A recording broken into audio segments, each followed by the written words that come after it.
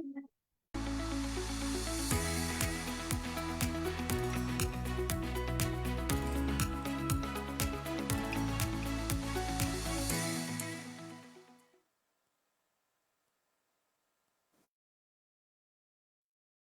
afternoon.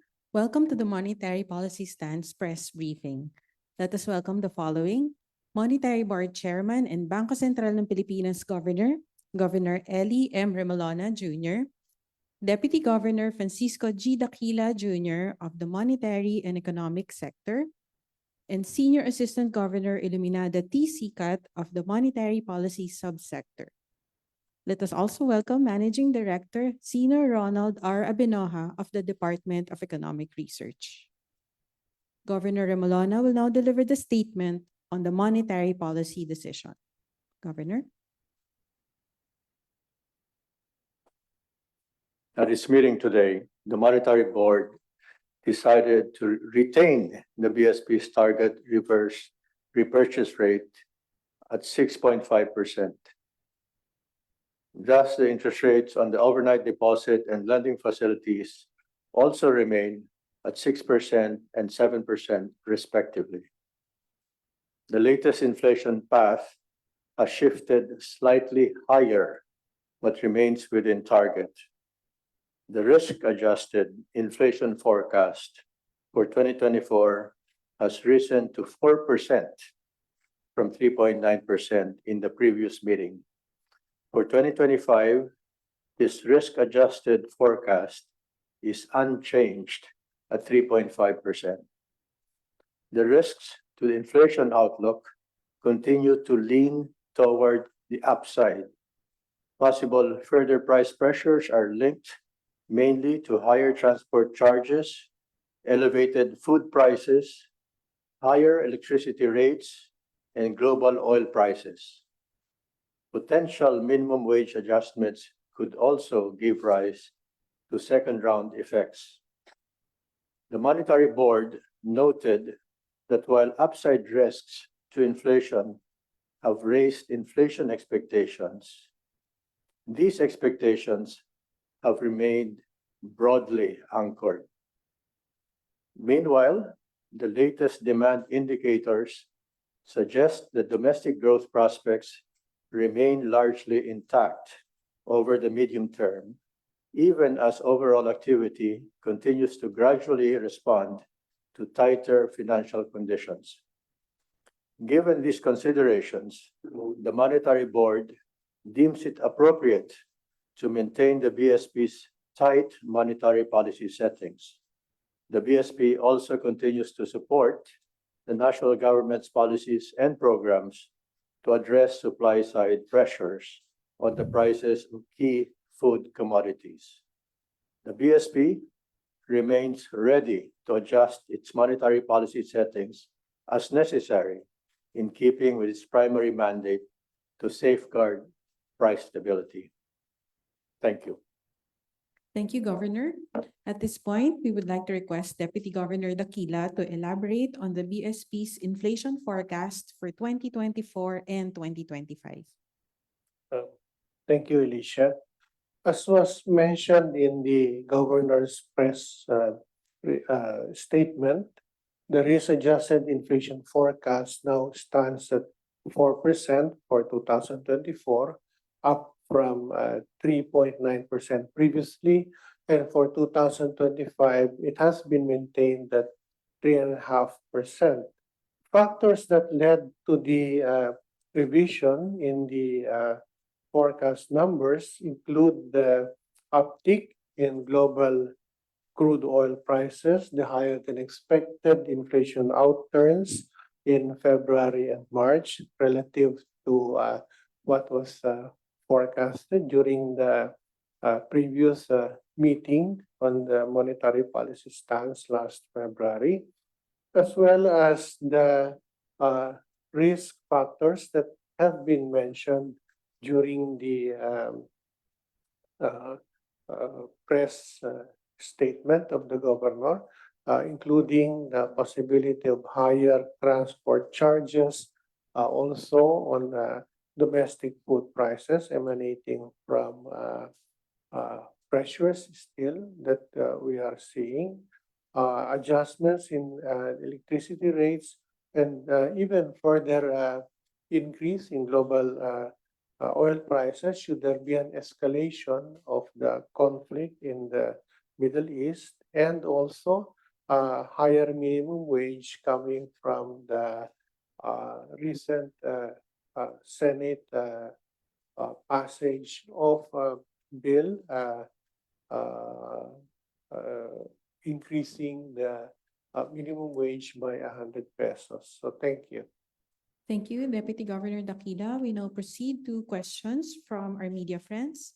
This will be the order of questions. First, we will entertain those from our in-person attendees from the BSP Press Corps, to be followed by questions sent online by reporters.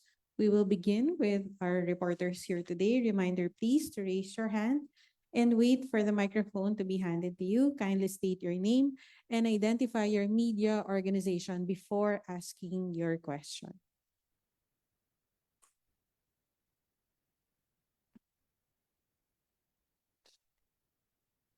Um, s- Hi, good afternoon. Louise Oxon from Business World. Um, Seeing as you've adjusted higher your risk adjusted inflation forecast, and I believe in the statement last Friday, the BSP said that inflation could temporarily accelerate above target over the next 2 quarters. How would this impact your outlook on rate cuts? I believe last month, Gov. you mentioned the board could possibly reduce rates in your next few meetings. So how does that outlook look right now, given these new developments? Thank you. My sense is that the upside risks mainly have become worse. So that would make us somewhat more hawkish than before. So if I would say if we were relatively dovish, we might reduce rates in the third quarter, and that would be by no more than 25 basis points. But now we're feeling a bit more hawkish than before. So I would say we're not going to do it by the third quarter. We may do it down the road. We're contemplating easing. We're not contemplating any further tightening. Thank you, Gov. Thank you, Luisa, and thank you, Gov. Questions from the side, please?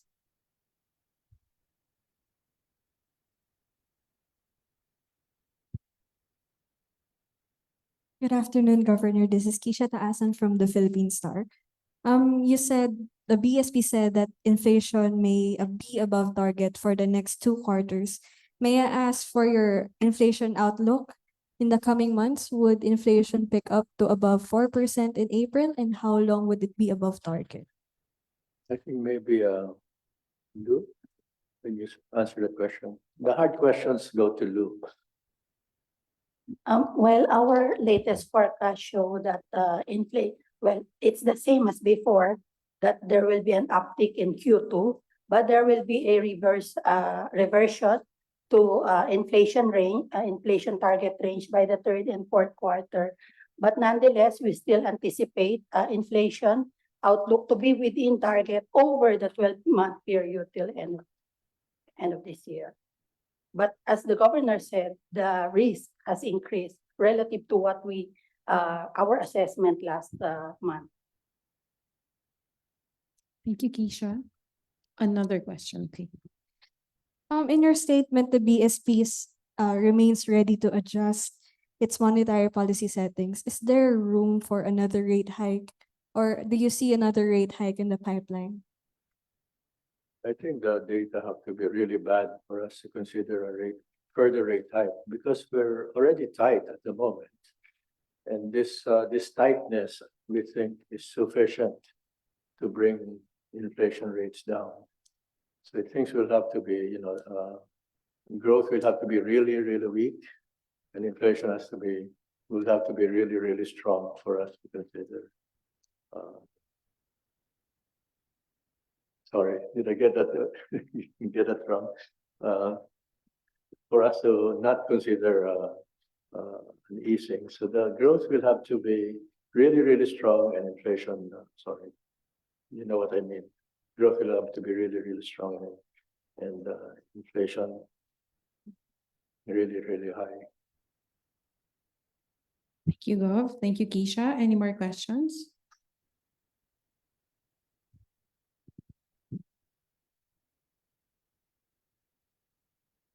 I just wanted to clarify your timeline for a possible easing. So you mentioned that you're contemplating one unlikelier. So Good news, if we see some good news within inflation and somewhat weak growth, we could ease by the third quarter. And then if it's the opposite, we would ease by the first quarter of 2025. So How- parang middle of the range yung fourth quarter 2024. And Gov, I'm sure you know that some Fed officials are already signaling that their easing may come in the fourth quarter, even in the first quarter of 2024. How does that affect your calculus on easing? The FOMC decision is a data point that we look at. It affects their economy. The US is our biggest export destination. So growth in the US matters to us. It affects our exchange rate, as you know, but it doesn't affect exchange rate in a simple way. It affects our exchange rate in a kind of complicated way. Thank you, Gov. Thank you, Andrea. Any more questions? Gov, can we also get your baseline forecast for inflation? Because I think you mentioned the risk-adjusted numbers. The relevant number for me is the risk-adjusted number. And for 2024 as a whole, it's around 4%, the risk-adjusted number, higher than before. Can you confirm that? Your question is on the baseline. Look, the baseline is 4%, and then the risk-adjusted is The base, the baseline is 3.8. Yeah. Yeah, that's baseline. 3.2, basically 3.2. Any more questions?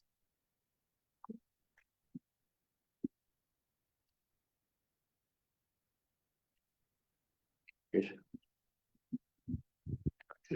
To our official, you said earlier that inflation risks have increased over time. What are the primary things that you are looking at, and how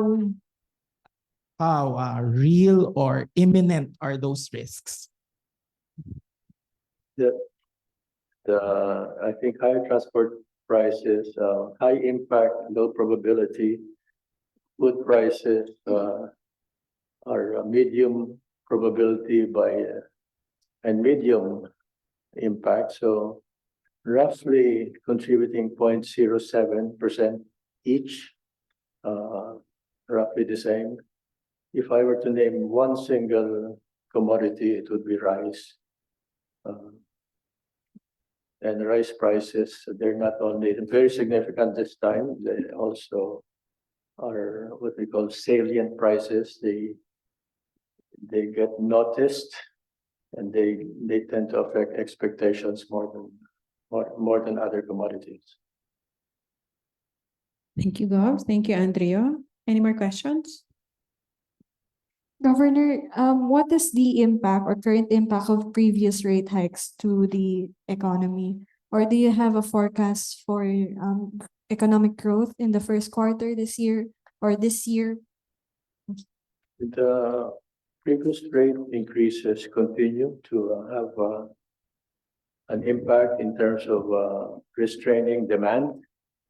Our policy rates tend to have long lags in terms of transmission to the economy as well as inflation.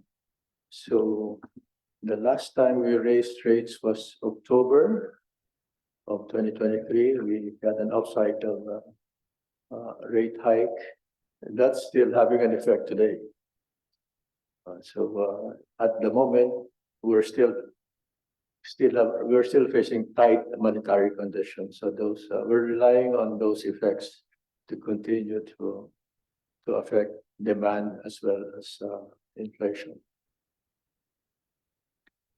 Thank you, Gov. And Keisha, thank you. Any more questions? Hi, Gov. Kai Ordinario sa Business Mirror. Sir, regarding the inflation, no? Sir, yung headline natin umakyat, but core inflation was slowed. So wasn't that enough? Why wasn't it enough reason for the BSP to say cut rates already? Or thank you. Gumanda yung core, di ba? Bumaba yung core. Yung headline, 3.7, you know? 3.7 in March. And that's actually better than expected, slightly better than expected. But then we face the usual supply side shock that form the upside risks that we worry about. And those are very significant. What would be the precipitating factor, if you will, that would convince the MB to finally say, oh, it's time to cut by the third quarter? Yes, so I think what has to happen is several data points have to converge to tell a story that says inflation is really coming down and growth is not too strong. Then that would be a good case for easing. Thank you. Thank you, Gov. Thank you, Kai.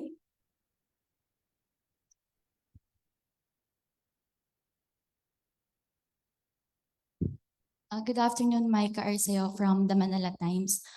You've mentioned that inflation could go higher or higher than the target until the third quarter, and it is a very long period. Do you think there's a possibility that it could hit 8% again? Thank you. Given the risk that you've said earlier. Thank you. Wag naman sana. It's not within our forecast range. Thank you, Micah.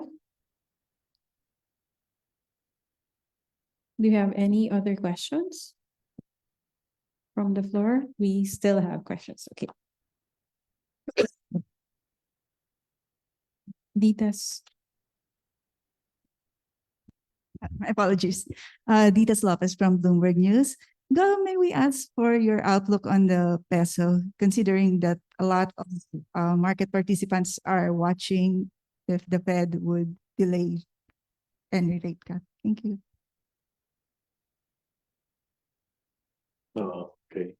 You know that we're part of this committee, the Development Budget Coordinating Committee. And for that committee, the assumption is between 55 and 57 pesos to the dollar. And that's an honest assumption. It's not an aspirational assumption. It's an honest one. That is the assumption for budget purposes. Yes, yes. And it's also what we think will happen. Do you have an outlook for the near term, for example, for the rest of the month or for the quarter maybe? For the exchange rate? Wala. I don't think anybody's that good. The exchange rate is so hard to predict. Here you go. We will come to the last question. Oh, we have. Hi, sir. Ian from the Philippine Daily Inquirer. Question is, if should the BSP decide to cut rates in the third quarter, what are the chances that the central bank would also cut the reserve requirement ratio in the same quarter? Thank you. That's a good question. We want to eventually reduce the reserve requirement. We're trying to figure out the right timing for doing that. We will raise it at the monetary board meeting at some point soon, I would think. So when to do it and then how much would we reduce the reserve requirement? But that's one of the things we want to do going forward. Thank you, Ian. We come to the last question. Mika?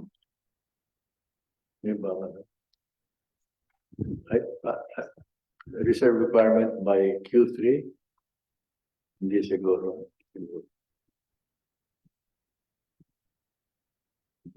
Sir, yung cut in reserve requirements in Q3, unlikely. Tama po ba? Unlikely by Q3. Unlikely by Q3. Go, Mika, Flores of Reuters. You mentioned that not too strong growth could warrant an easing so as to support the economy. Can you elaborate on that? How much weakness could be a red flag to the BSP that would make it unwind the tight policy settings that we're currently operating in? So we think growth will be about 5.9, thereabouts in 2024. We would have to be somewhat surprised by a weak growth number for us to cut sooner than Q3. And I think at least two Fed officials have made comments last week that cutting rates may not be appropriate at this stage. And how much room does that give BSP to keep its policy settings unchanged in the near term? And given that monetary policy scenario, and if you look at the risk-adjusted inflation forecast, it's hovering at the upper end of the target. Is there still a risk that interest rates could still be further tightened if we breach the? We follow the discussions at the FOMC quite closely. We don't follow their decisions. We take their discussions as part of the data that we look at. At the moment, they have an inflation rate that's higher than their target. They're at like 2.6 yata. That was and then they have an unusually tight labor market. So the tightness in the labor market is preventing them from easing too soon. And then they have to worry about the elections. So they have a kind of a narrow window in which to act. We have a kind of a wider window in which to act. So it's not quite the same, constellation of factors. They worry about inflation as they worry about expectations as we do, but they have a dual mandate. We worry mainly about inflation. They have to worry about inflation and the labor market. They want low inflation and full employment. Thank you, Governor. We have the last question. Yes, go To ahead. our officials, in the last meeting, the signal was inflation risks were receding. So, and the tone was less hawkish. What particular factor made it change this time, and then it's the risk is increasing? Bumaliktad diba? Bumaliktad ngayon. Like I said, the single biggest factor seems to be the price of rice.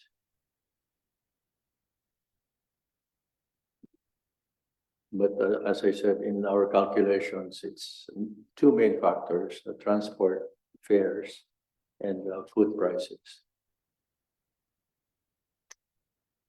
Thank you, Governor. Thank you, Andrea. If there are no more questions, we would like to thank everyone for their time and attention this afternoon, including those watching us live on our Facebook page. This ends our Monetary Policy Stance press briefing. Maraming salamat po. Thank you.